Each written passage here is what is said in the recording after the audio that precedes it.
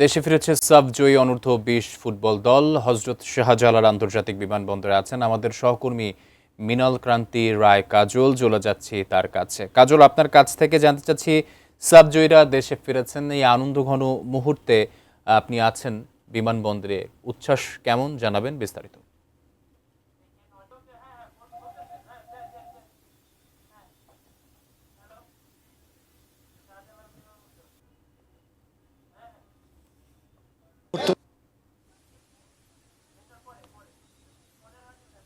যে ট্রফি টাকে আসলে এই মুহূর্তটা আসলে উদযাপন করার মতো, এই মুহূর্তটা আসলে ভোলার না। হ্যাঁ, এবং আরেকটা বিষয় হচ্ছে যে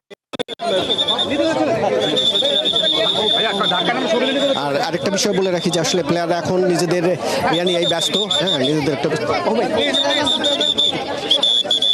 এবং আমরা আসলে এই যে ভিআইপির আসলে যেখানে গ্যারেজটা গাড়িগুলো থাকে আসলে সেখানে প্রবেশ করেছি এবং এই জায়গাতেই আসলে প্লেয়ারদের হঠাৎ করে প্লেয়াররা চলে আসছেন এবং যে সাতখোলা বাসটি সেটিও অপেক্ষা করছে এবং আমরা আর কিছুক্ষণের মধ্যেই হয়তো দেখতে পাবো যে এই সাতখোলা বাসে প্লেয়াররা উঠবেন।